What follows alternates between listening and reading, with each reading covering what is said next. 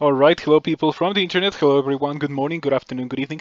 The time has come for me to make a non-gameplay video. This may look like the game, but it's not really the game. It's just a tutorial. Um, so there is a very common question among the community, mostly new players, that ask how do you survive getting shafted? What do you do when you get shafted? How are shafts fair? And while shafts, especially extremely early shafts, like I'm talking you press O at the beginning of the game and you get shafted, that is pretty absurd. But more often than not, you get shafted at around D4, D5, and you drop 3 floors. It is dangerous, but it is very survivable. And I'm going to tell you today in this video how or what I do in order to try to maximize my chances of surviving getting shafted. The first and most important thing that I try to do whenever I get shafted is to read identify some stuff maybe.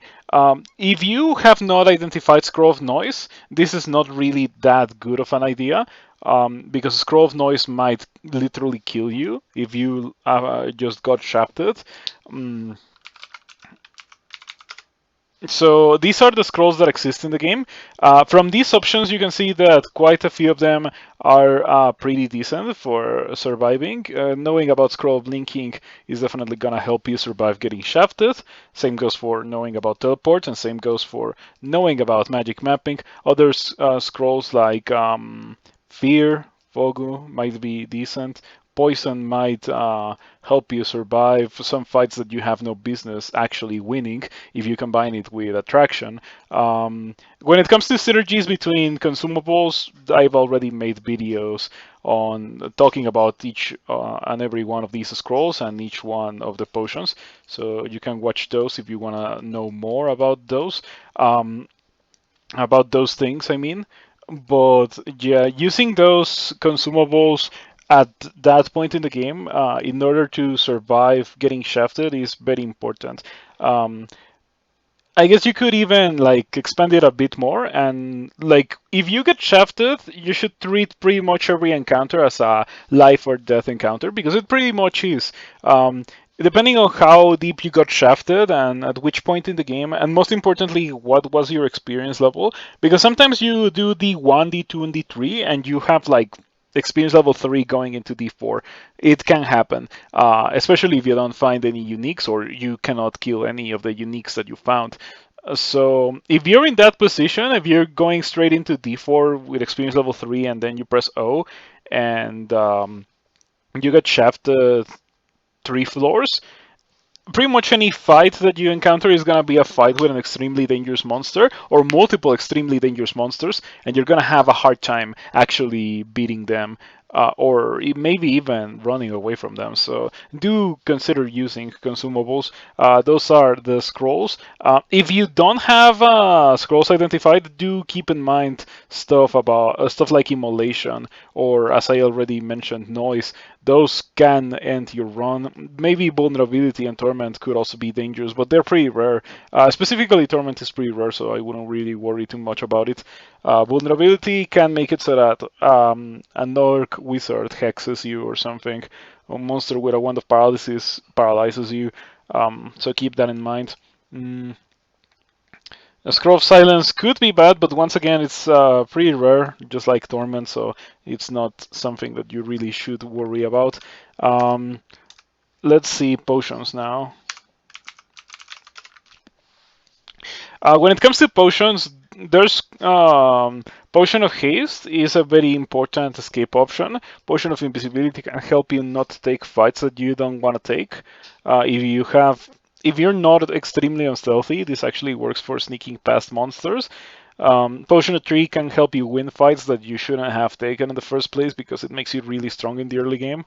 Um, Circ can also make you win fights, but you know how it is. There's a lot of danger involved in using a potion of Cirque, especially after getting shafted, and even more so if you don't have like a large area where you have already explored and you know there's no monsters to retreat towards after you got slowed from the Berserk. um, but yeah, that's when it comes to consumables. You should think about what consumables you have and identify them as much as possible to try to find the magic mapping. If you have multiple scrolls of magic mapping, that's pretty much um, not necessarily free, but it greatly increases your chances of surviving getting shafted. Because the most important thing to do after you got shafted is trying to find a way to go back up and not taking fights because the fights are going to be really difficult. Those are the two main things that I do. You can be very bold if you, for some reason, have some super strong gear. Like if you have Curare or Potions of Attraction, Scrolls of Poison already identified, you can probably get some kills at that depth that you wouldn't have been able to otherwise.